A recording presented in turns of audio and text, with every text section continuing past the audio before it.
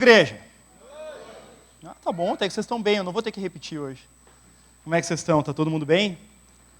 Agora não tá bem, agora não ficou legal. Cadê o nosso Leonardo Gonçalves da Deep Web aqui? Cadê o da Shopee?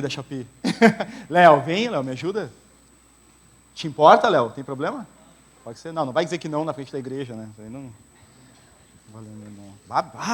esse sorriso... não consigo enxergar. Gente, eu vou ter que ser um pouco tiozão, chato hoje. Se eu já não sou sempre. Eu quero fazer menção de 3 textos, tá? Quero embasar toda a pregação dessa noite em 3 textos. Não que vai ser só eles, não só eles serão citados, mas tudo que eu recebi de Deus nesses últimos dias, tudo que eu tenho meditado, tudo que tem queimado no meu coração são em cima desses textos, tá?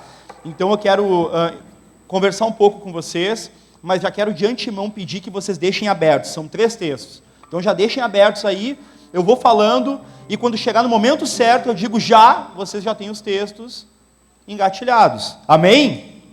Amém. Então tá, eu quero falar sobre Mateus, capítulo 16, do verso 13 ao 17. Deixa marcado aí, Mateus, capítulo 16, do verso 13 ao 7. Mateus, capítulo 16, do verso 13 ao 17. Quero falar de João 9, capítulo 9, verso 35 ao 39. E quero encerrar com Mateus 17, do 1 ao 8. Vamos de novo. Mateus 16, do 13 ao 17. João, capítulo 9, verso 35 ao 39. E Mateus 17, do verso 1 ao 8. Às vezes a gente apanha para achar um versículo, imagina 13 então. Vão procurando que eu vou falando. Nós vivemos num tempo visual. Eu acho que os nossos olhos nunca foram tão atacados como tem sido nesses últimos dias. Eu acho que os nossos olhos nunca foram tão explorados como tem sido nesses últimos dias. Não existe nada hoje nesse mundo que não tenha um apelo visual sobre as nossas vidas. É ligar o celular, tu tá... Duda? Ô Duda, como é que tá? Tá bem? Que saudade. É ligar o celular, nós acessamos normalmente, eu não sei, eu acho que é só eu que estou em pecado aqui. Abrir o celular, a maioria das vezes, a primeira visão que nós temos é o celular no Instagram. Faz sentido? Não. Então eu admito meu pecado, às vezes eu faço isso. Levanto de manhã, a primeira coisa, Insta. Ou então, Twitter. Faz sentido? Não, né? Não, pecado. Não, só eu faço. Ou então Facebook. Daí é tiozão. Aí é tiozão do churrasco. Ou então o WhatsApp.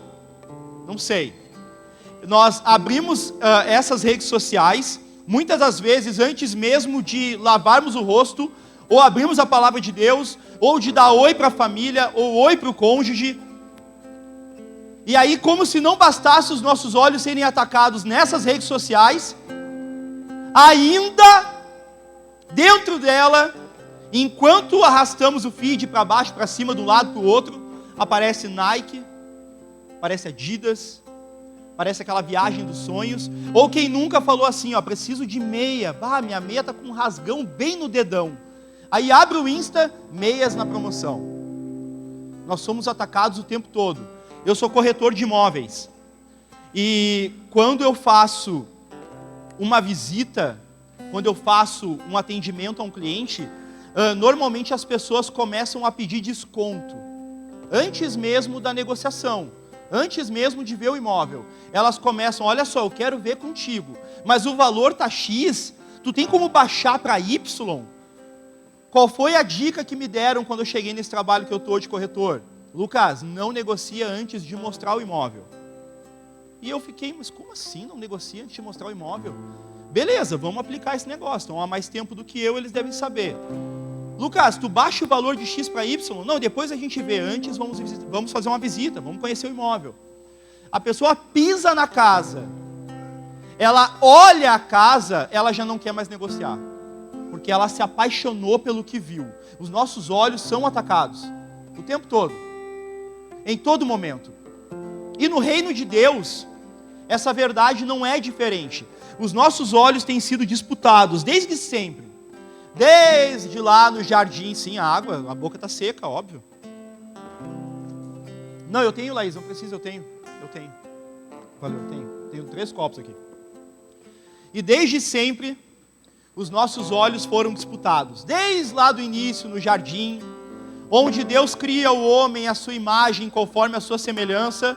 E agora eu vou conjecturar um pouco. Imagina Deus criando o homem, faz aquele boneco de barro, não sei se deitado, não sei se de pé, deitado faz mais sentido. E aí a palavra diz que Deus soprou nas narinas do homem o fôlego de vida. Então o homem abre os olhos. A primeira imagem do homem é... Só eu estou aqui, ninguém mais está aqui. Jesus, Deus, ele é a imagem visível do Deus invisível, Jesus, Deus.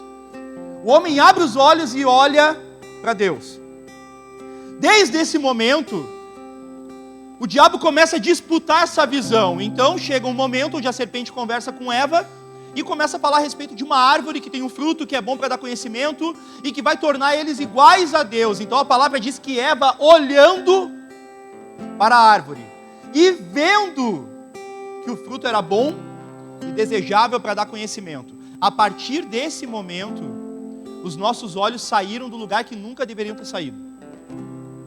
A nossa visão foi disputada desde então entre aquilo que Deus tem para nós e o próprio Deus e aquilo que os nossos olhos desejam. Faz sentido, gente? Estou falando bobagem? Pode falar, Lucas. Está errado. Aqui tem liberdade. Estamos na casa do Pai. Então, essa disputa pela nossa visão, essa disputa pelo nosso olhar, tem queimado muito no meu coração esses últimos dias. E eu tenho sido incomodado pelo Espírito Santo de Deus. Pelo quanto, por como, para onde nós temos olhado. E o que nós temos visto, de que forma nós temos visto. É possível não só olhar, mas olhar errado. É possível. E aí nós chegamos nesses textos que eu quero ler com vocês. De novo, Mateus capítulo 16, verso 13 e 17. João capítulo 9 e Mateus verso 17. Eu vou começar com Mateus 16, 13, que diz assim. Eu falei a versão para a Bruna e vou mudar a versão. Calma aí que eu vou para a versão que ela pediu. Que eu disse que seria, na verdade, não foi ela que pediu. Vamos lá, Mateus 16... verso 13 ao 17. Isso aí, Jotá. Pedro declara a sua fé. É o título do texto, tá? Quando Jesus chegou à região de Cesareia de Filipe, perguntou aos seus discípulos: quem as pessoas dizem que o Filho do Homem é? Eles responderam: alguns dizem que o Senhor é João Batista, outros que é Elias, e outros ainda que é Jeremias ou um dos profetas. Aí Jesus muda o desejo dele de saber o que as pessoas dizem a respeito dele, de como as pessoas veem ele, e agora ele passa essa pergunta para os discípulos. E vocês? Perguntou ele. Quem vocês dizem que eu sou? Simão Pedro respondeu: o Senhor é o Cristo, o Filho do Deus vivo. Jesus disse: que grande privilégio você teve, Simão, filho de João. Foi o meu Pai no céu quem lhe revelou isso. Nenhum ser humano saberia isso por si só. Até aqui.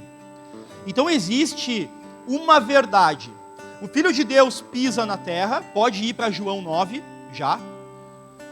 O Filho de Deus pisa na terra e ele começa a se mover, ele começa a revelar visivelmente a imagem do Deus invisível. Ninguém viu ao Pai. No Filho o Pai é visto. Só que mesmo assim Jesus não se dá por satisfeito nas suas ações e ele começa a questionar. Agora eu vou conjecturar mais uma vez. Por mais que eu tenha me movido, por mais que eu tenha feito discípulos, o que as pessoas dizem que eu sou? Ou quem elas dizem que eu sou? Porque as pessoas nós temos uma percepção a respeito de Jesus.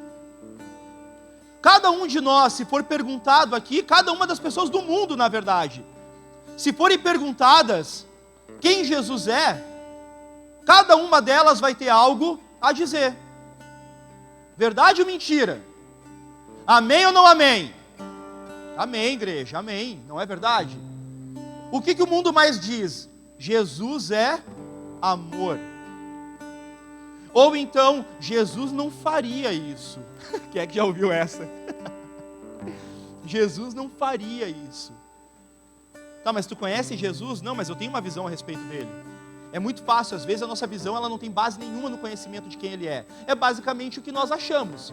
A nossa visão muitas vezes determina o que nós sabemos e pensamos a respeito de algo. E Jesus sabia disso. E Jesus faz questão de deixar nítido isso na palavra de Deus, que o povo tinha uma percepção a respeito dele.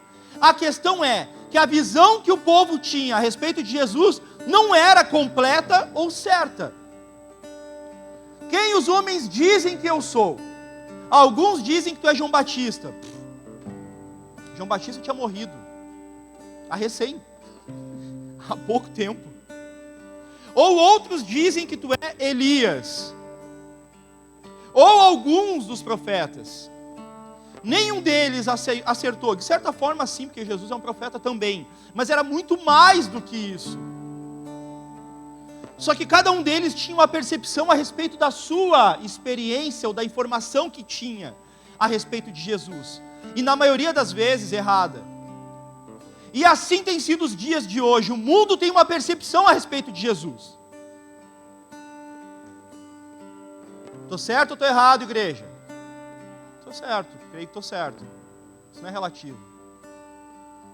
O mundo tem uma percepção a respeito de quem Jesus é. A questão é certa ou é errada?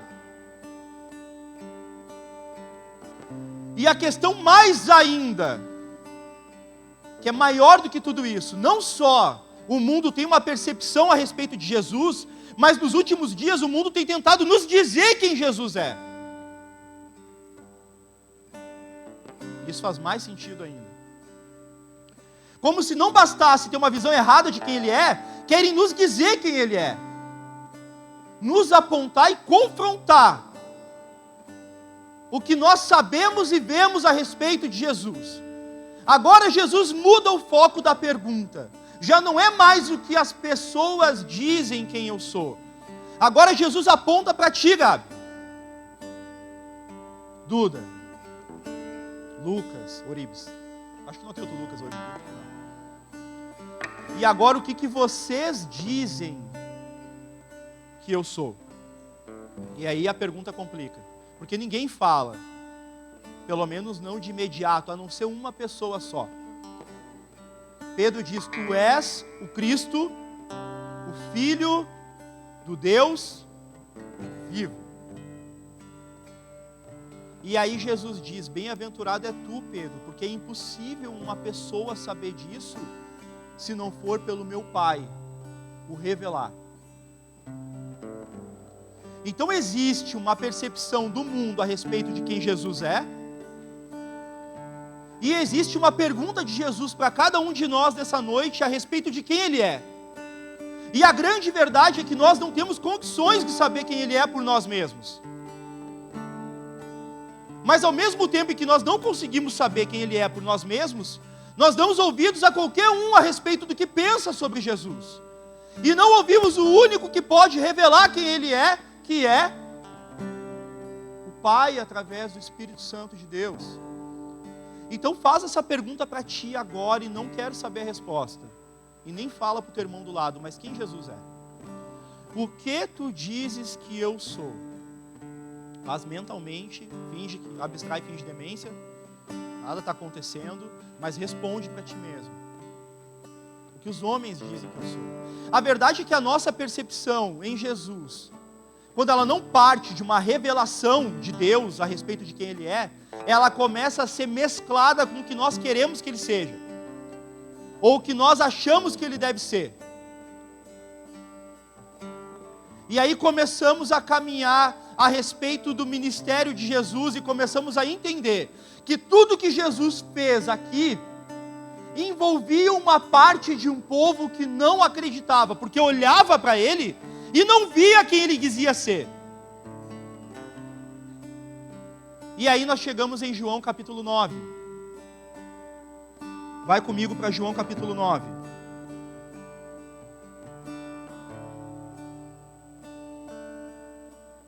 João capítulo 9. Quem achou, diga amém. Verso 35 diz assim. João capítulo 9, verso 35. Quando Jesus soube do que havia acontecido, procurou o homem e lhe disse: Você crê no Filho do Homem? O homem respondeu: Quem é ele, Senhor? Perguntou o homem: Eu quero acreditar nele. Jesus respondeu: Você o viu e ele está falando com você. Sim, Senhor, eu creio, declarou o homem e adorou Jesus. Então Jesus disse: Eu vim a esse mundo para julgar, para dar visão aos cegos e para fazer os que veem se tornarem cegos. O contexto dessa palavra, o capítulo todo de João, capítulo 9, fala a respeito de um momento, de uma das caminhadas de Jesus, onde ele encontra um cego. E os discípulos dizem: Senhor, ele é cego por quê? O que ele fez? Foi ele que pecou? Foram os pais que pecaram? Quem é que está errado nessa história aí para ele estar pagando por isso? E aí Jesus fala: nem ele, nem os pais dele, mas isso aconteceu para que se manifeste a glória de Deus. Então Jesus pega, cospe no chão, faz um pouquinho de barro, passa nos olhos dele e manda ele lavar no tanque. E a partir do momento em que ele lava os olhos no tanque, ele passa a enxergar outra vez. Eu vou tentar não fazer essa ligação com Deus criando o homem através do barro. Eu vou tentar. E aí a palavra diz que os fariseus, vendo aquilo, as pessoas começam a perceber um homem que era cego e agora enxerga de novo, cego de nascença, e agora enxerga de novo. As pessoas começam a perguntar: mas esse aí é o cego? Aquele que ficava pedindo esmola, é ele mesmo? E aí alguns dizem: é ele. Outros dizem: não é ele. E ele fala: sou eu mesmo, pode acompanhar comigo, João capítulo 9. E ele diz: não, sou eu mesmo.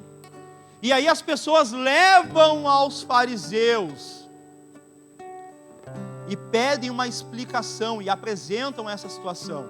E os fariseus olham que o milagre feito, ele acontece no sábado. Como é que tu vai curar no sábado? Não, tu não pode curar no sábado. E eles começam a interrogar o cego: quem é que te curou? Aí ele fala: um homem chamado Jesus. É isso que eu sei. Tá, mas como é que ele fez? Não sei, eu sei que eu era cego e agora eu enxergo. Tá, mas como ele fez? Chama os pais. Não, tu não é cego de nascença, não. Chama os pais dele. E aí os religiosos chamam os pais do cego. Só que a palavra diz que existia uma hierarquia, uma importância dos líderes religiosos, que já tinham advertido as pessoas que se elas confessassem o nome de Jesus e vissem Jesus como Filho de Deus, elas iam perder esse benefício, esse lugar. E os pais do cego tinham essa importância, e ao mesmo tempo tinham esse medo. Então os pais do cego começaram a se isentar. E aí os fariseus: vem cá, esse é o filho de vocês? Esse é o nosso filho. Tá, e aí, como é que ele foi curado? Não sei. Tá, mas ele era cego? Ele era cego. Tá, então como é que ele está vendo? Não sei, eu sei que ele nasceu cego, agora está vendo, eu não sei como. Começaram a se isentar para não perder o prestígio e o lugar e os benefícios que eles tinham com os líderes religiosos, com o povo religioso que comandava a época. Então eles voltam para o cego: tá, e aí, fala real, cara, o que aconteceu?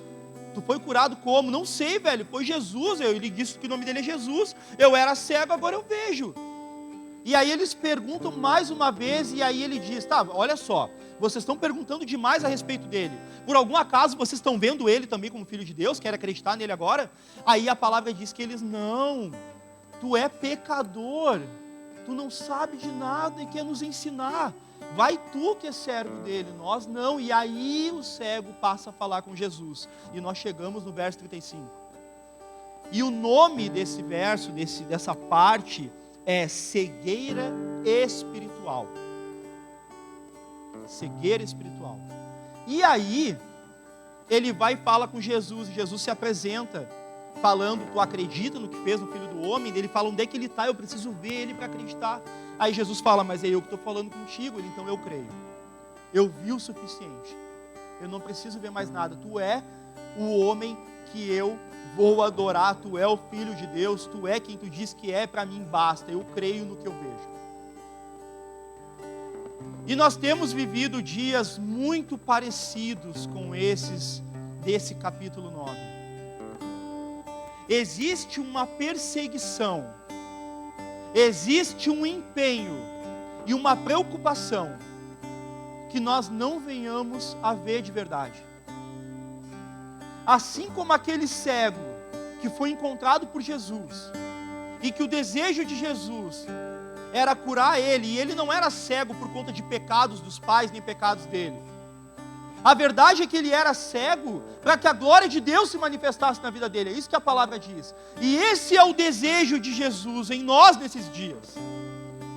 Manifestar a glória dele através da minha e da tua vida, Léo, e da tua vida, Bela, minha filha, te amo, Sol. Através das nossas vidas.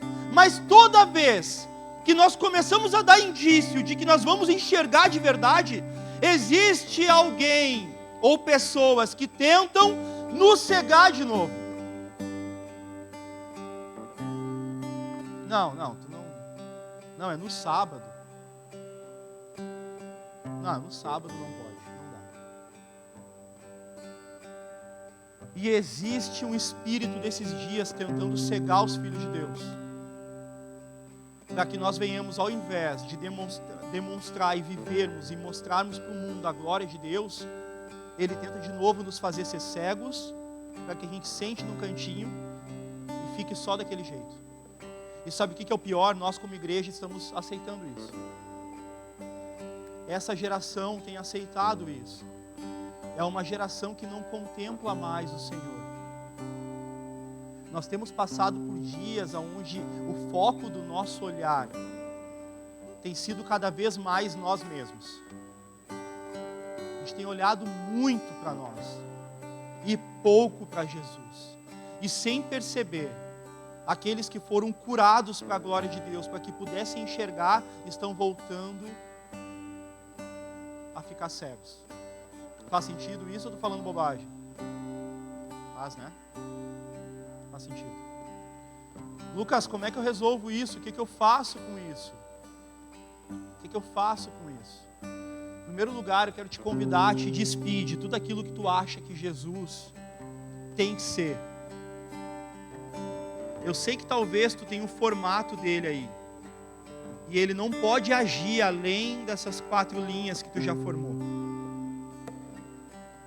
Jesus fala numa conversa com Nicodemos, em João capítulo 3, verso 14 e 15, que assim como Moisés levantou a serpente no deserto, é necessário que o Filho do Homem seja levantado para que todo aquele que nele crê tenha a vida eterna. Quem é que conhece essa passagem da serpente no deserto? Levanta a mão. Deixa eu só contextualizar rapidinho. Em Números capítulo 21 fala que o povo de Deus caminhava vendo a glória de Deus. Vendo no deserto, milagre o tempo inteiro, o tempo todo. Coluna de fumaça, coluna de fogo, maná, codorniz e água da rocha. Só que chega um ponto que não basta, eles não conseguem mais acreditar no que eles veem.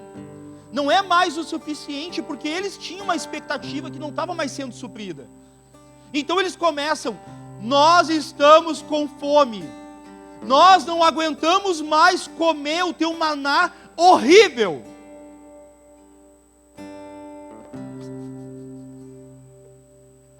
Parece filhos que chegam no pai que sustenta. Eu não aguento mais essa vida. Não aguentamos mais comer o teu maná horrível. E aí Deus fica tão indignado, e com razão, porque Ele está sustentando o seu povo ingrato. E Ele manda serpentes venenosas que começam a picar o povo. E aí as pessoas começam a morrer. E aí quando a morte bate na porta, quando o avião cai não tem ateu. Não é assim? É assim.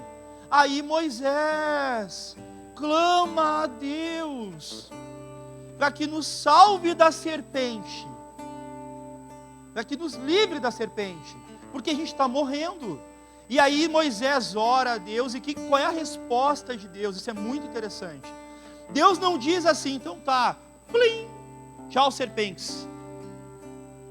A resposta de Deus é assim: Moisés, forja uma serpente de bronze, e todo aquele que for picado e olhar para a serpente vai ser curado. Então Deus não impede que as serpentes venham e piquem as pessoas, mas muito pelo contrário, Ele manda que as pessoas tenham um ato de fé, que envolve a visão, olhem para a serpente e serão sarados. Então Moisés faz aquilo, levanta a serpente, e as pessoas começam a olhar para ela, e o veneno não lhes faz mal, e elas não morrem. Mas o que é mais engraçado nesse texto, é que o povo de Israel, ele foi castigado severamente por criar imagens. O povo de Israel foi castigado severamente por sempre criar uma imagem para lhe salvar no momento que precisa. E aí no momento em que o povo clama a Deus e não as imagens, para que venha uma cura, um escape, Deus cria uma imagem e manda que eles olhem para essa imagem. Eu consigo perceber nesse texto algo muito real nos nossos dias. Jesus sempre confronta a nossa percepção a respeito dele. Tudo aquilo que nós temos já formatado na nossa cabeça, no nosso coração, e quando a gente chega com essa expectativa pronta para Jesus e fala para ele, faz assim, ele diz, não, eu vou fazer o oposto. Quem é que já viveu isso? Quem é que já chegou para Jesus assim, não, então vai ser assim agora, né, Jesus? É assim que tu faz, né? Daí ele, não faço assim, eu faço assado. Eu faço o que eu quero. A questão não é no que nós esperamos que aconteça, a questão é que a morte bate a porta. Nesses dias a morte tem batido a porta. E uma coisa nos é pedida pelo Espírito Santo de Deus, que nós venhamos a olhar para Jesus e acreditemos nele como ele é. Não baseado no que nós queremos que ele seja, ou na expectativa que nós criamos a respeito dele. Essa é a verdade. Mas a nossa visão tem sido deturpada por todos os nossos sofismas, pelos nossos desejos, pelos nossos pecados, pelos nossos erros. Nós criamos um Jesus particular que não é o Jesus de Cristo, não é o Cristo, não é o Filho de Deus. E queremos que ele age daquela forma. E se não for daquela forma, eu estou dodói, eu não quero mais. Eu não consigo alcançar. Eu não consigo chegar. Está tão difícil para mim. Tá, mas então qual é a visão que tu tem a respeito de Jesus? Ele é o resto. O que eu sou para ti? O que tu diz que eu sou para ti? Tu é o quinto item da minha lista, porque primeiro é o trabalho.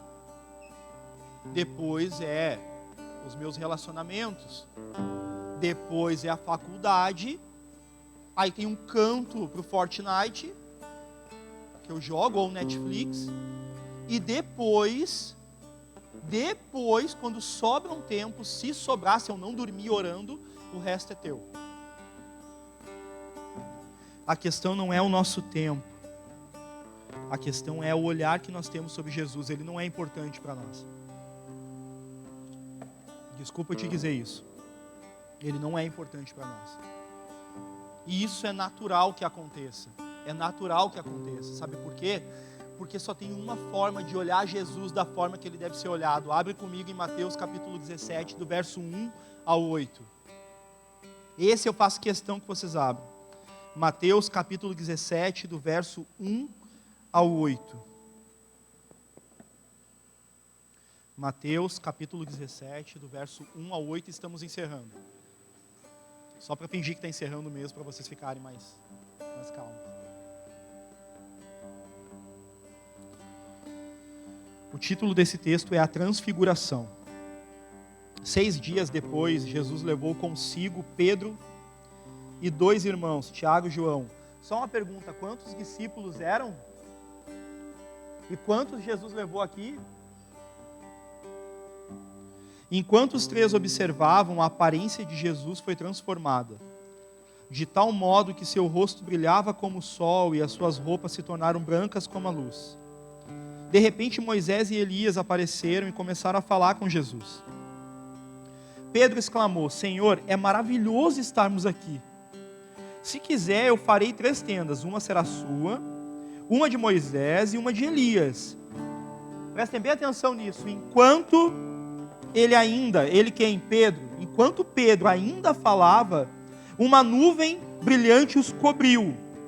E uma voz que vinha da nuvem disse: Esse é o meu filho amado, que me dá grande alegria, ouçam-no, ouçam ele. Os discípulos ficaram aterrorizados e caíram com o rosto em terra, caíram com o rosto no chão. Então Jesus veio e os tocou. E disse ele: Não tenham medo. E quando eles levantaram os olhos, eles viram apenas quem? Eles viram apenas quem? Jesus. Existe um desejo no coração de Jesus, e eu acredito nisso de todo o meu coração. Que essa palavra que a gente está ouvindo aqui nessa noite, talvez alguns não estão ouvindo, talvez outros estão. Eu estar aqui, sendo que eu era o último que poderia estar aqui, mais envergonhado, mais sequelado do que o impossível. Mas Jesus é o campeão em escolher as coisas loucas e desprezíveis e as que não são, para mostrar ao mundo o poder dele. E eu acredito que tudo isso que está acontecendo hoje aqui é de interesse de Jesus e não nosso. Não é nós que queremos olhar para ele. Essa é a verdade.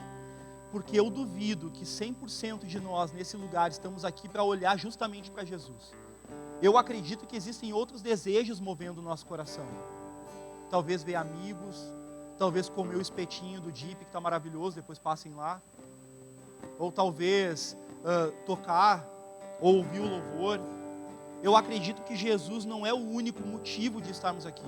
E eu acredito que não estamos olhando para ele como ele de fato deve ser visto. Mas existe um desejo no coração dele de nos levar a um lugar. Eu acredito que Jesus tem interesse em nos levar a um lugar de intimidade com ele. E Jesus faz exatamente isso nesse texto, onde aparentemente não tem motivo real, explícito. Jesus pega dos 12, ele pega 3. Talvez os mais íntimos, não sei. E ele leva esses 3 a um monte, a um lugar isolado. E sem motivo aparente, Jesus se transforma diante dos olhos deles, para que eles vejam de fato quem ele é e o poder que ele tem, que ele é enviado do Pai, que ele é o Cristo, eu não sei. Mas ele se transforma diante deles. E quando eles começam a perceber Jesus, logo aparecem Moisés e Elias. E de novo, a visão deles, que estava com foco em Jesus, começa a ser dividida. Aí não é mais só Jesus, aí Pedro vem de galo, bem bonitão. É bom a gente estar aqui, Jesus. Que bom, tu foi convidado, velho. Que bom. É uma graça tu estar nesse lugar, é eu que te convidei aqui. Bom por quê? Não, mas é bom porque vamos fazer uma tenda para ti, para Moisés. Quando a palavra diz que Pedro nem termina de falar. Enquanto ele ainda falava, uma nuvem vem do céu. E uma voz ecoa na nuvem. A nuvem não permite que mais nada seja visto. Eles só podem ouvir uma voz, eles não estão vendo, eles ouvem. Uma voz que disse: esse é o meu filho, escutem ele. Ele é o amado da minha alma, ele é o meu enviado, ele é ungido, escutem ele. E quando a nuvem vai, a palavra diz que os 3 caem de rosto no chão. Aterrorizados, eles se rendem. E aí Jesus vem e toca. E quando Jesus toca, eles levantam os olhos. E agora eles não veem mais 3. Eles veem o que deviam ter visto desde o início, um só. Só Jesus. Te coloca de pé. Apaga a luz para emocionar, por favor. O louvor pode subir se quiser. Na liberdade do Espírito.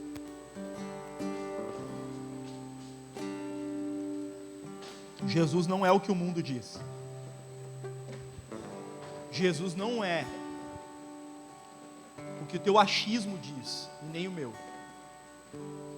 Jesus não é um arrepio. Jesus não é um Smurf. Jesus é o Rei da glória. Jesus é digno de tudo. E o desejo de Jesus é ter o que é dele. Tudo. Porque quando ele teve que dar, ele deu tudo. E o Espírito Santo tem clamado no meu espírito esses dias a respeito de uma igreja que volte a olhar e a acreditar em Jesus. Porque não bastava olhar para a serpente, tinha que acreditar. E nós estamos uma geração muito visual, nós somos uma geração visual.